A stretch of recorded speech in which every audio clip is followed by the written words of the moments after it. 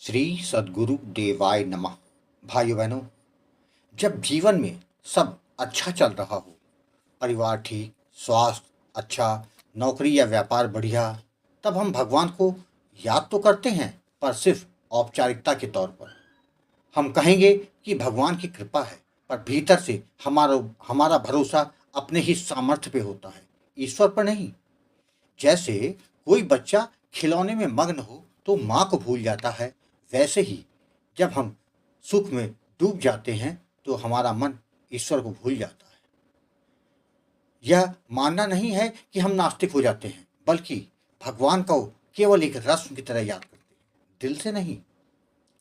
संत जन कहते हैं कि जैसे दिन के बाद रात आती है, वैसे ही सुख के बाद दुख भी आता है।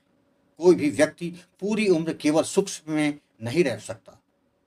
हर किसी के जीवन में कभी न कभी दुख आता ही है। अब प्रश्न यह है कि क्या हम उस समय का इंतजार करें जब दुख आए, या फिर अभी से कुछ ऐसा करें कि दुख आए ही ना। यह ठीक वैसा है जैसे हम छतरी लेकर तभी निकलते हैं जब बारिश हो जाए, लेकिन समझदार लोग पहले से छतरी लेकर ही चलते हैं। आपको बता दूं कि दुख का कारण क्या है? प्रारब्ध, जो हमारे पिछले जन्मों के अच्छे बुरे कर्मों का फल होता है। जब हम पाप कर्म करते हैं, किसी को दुख देते हैं, स्वार्थ स्वार्थ में जीते हैं, बुरे विचार और कार्य करते हैं, तो वे कर्म संग्रहित हो जाते हैं। यही कर्म भविष्य में दुख का कारण बनते हैं। संत जन कहते हैं कि नाम जप अग्नि के समान है। जैसे अग्नि कचरे को जलाकर राख कर देती है, वैसे ही नाम जप पापों को भस्म कर देता है। जब हम राधा रानी का नाम प्रेम से, श्रद्धा से, नियम से जपते हैं, तो वह एक दिव्य ऊर्जा बन जाती है। यह ऊर्जा हमारे भीतर की अज्ञान, पाप, नकारात्मकता, दुख, भय सबको मिटा देती है। एक बात सत्य है कि नाम जप करने वाले का अहित नहीं हो सकता। यह कोई भावनात्मक बात नहीं, यह अनुभव की सच्चाई है। जो राधा नाम में लीन होता है, वह केवल नाम नहीं जपता, वह स्वयं को ईश्वर को अर्पित कर देता है। तब उसके जीवन की हर घटना ईश्वर की योजना का हिस्सा हो जाती है। जो राधा रानी का हो गया, वो संसार का नहीं रहता। फिर ना तो दुख उसे तोड़ पाता है, ना सुख में वो भटक पाता है। तभी कहा जाता है कि भाव और विश्वास के साथ निरंतर नाम जप करें, कल्याण होकर रहेगा। आज जो कथा यह दास सुनाने जा रहा है, वह कनाडा से स्नेहा जी ने भेजी है, जिसको सुनकर आप भी राधा नाम क्या नहीं कर सकता वो समझ जाएंगे। वही कथा यह दास सुनाने जा रहा है। इस कथा को जानने के लिए इस वीडियो को आखिर तक अवश्य देखिएगा। इसके साथ ही यदि आप राम नाम के प्रताप से जुड़ी सत्य कथा का आनंद लेना चाहते हैं, तो हमारे दूसरे चैनल गोकुल भवन अयोध्या को जरूर देखें। मेरा नाम स्नेहा है। मैं मूलतः भारत से हूँ, लेकिन पिछले कुछ वर्षों से कनाडा में अपने पति और प्यारी सी बेटी के साथ रह रही हूँ। मेरा विवाह सन 2018 में हुआ था। आरंभिक दिनों में सब कुछ बहुत सुंदर था।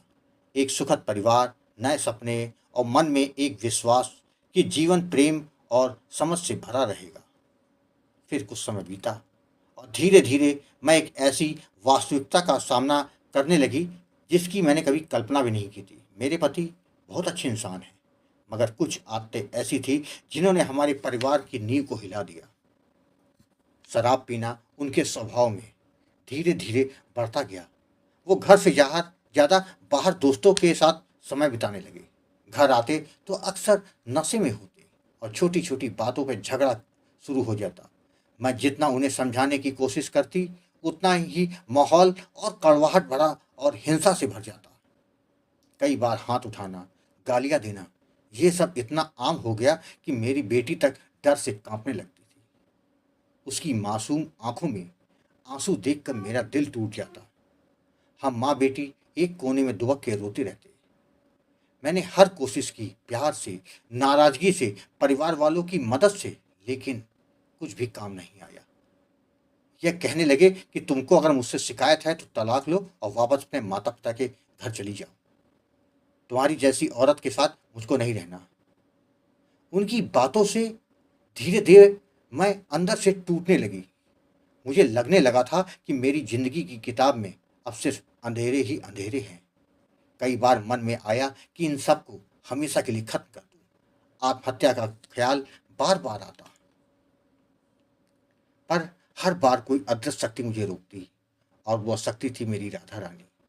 बचपन से ही मैं राधा कृष्ण का अपना सब कुछ मानती थी। मेरा बचपन उनके भजन, कथाओं और झांकियों में बीता था। आज जब जीवन की नाव डगमगाने लगी, तो मैंने उसी राधा रानी की शरण ली। रोज रात को उनके सामने बैठ के रोती थी। सिर्फ एक ही बात कहती, माँ, अब बस, आप ही मेरी आखिरी उम्मीद हो। आप ही अपनी इस बेटी की रक्षा कर सकती हो, नहीं तो अपने पास बुला लो माँ। जैसे उस दिन की हुई प्रार्थना को मेरी राधा रानी ने स्वीकार कर लिया। एक दिन यूट्यूब पर यूं ही भटकते हुए मेरी नज़र राधा नाम की महिमा के वीडियो पड़ी। मैंने वह वीडियो देखा तो मुझको बहुत अच्छा लगा। जिसके बाद मैंने चैनल के कई वीडियो देखे, तो मुझको लगने लगा कि क्या वाकई राधा नाम जपने से इतना सब कुछ हो सकता है। राधा रानी की कृपा तुरंत होने लगती है, तो मेरे ऊपर भी जरूर होगी। यही सोच के मैंने गुरुजी आपको कॉल किया और अपने जीवन की सारी समस्याओं के बारे में बताया। तो आपने कहा कि बेटा, परेशान मत होना। राधा नाम में वह शक्ति है जो आपके पूर्व के पाप कर्मों को नष्ट कर आपके भाग्य के दरवाजे खोल देती है। तन से तुम्हारा जो धर्म है वो धर्म करो, किंतु मन से केवल राधा नाम की शरणागति कर लो। नाम महाराज की कृपा से भाग्योदय हो जाएगा। जिसके बाद आपने मुझे राधा नाम का दान दिया, जप की विधि तथा सावधानियों के बारे में समझाया।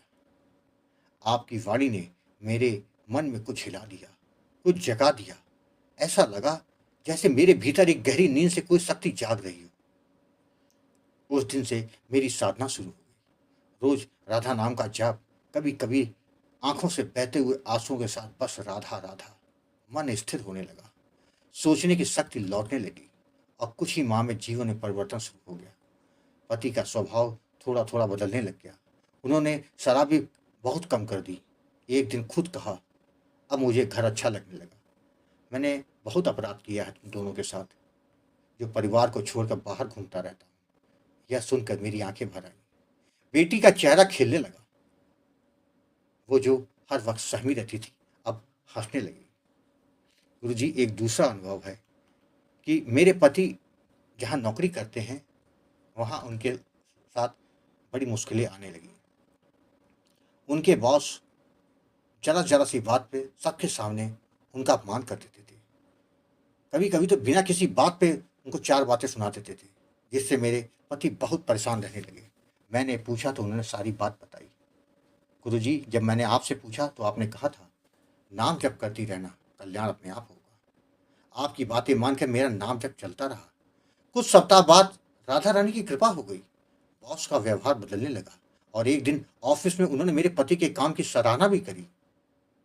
गुरुजी, अब हमारा घर, जो कभी लड़ाई और डर का अड्डा बन गया था, वो एक बार फिर प्रेम, शांति और भक्ति का मंदिर बन गया।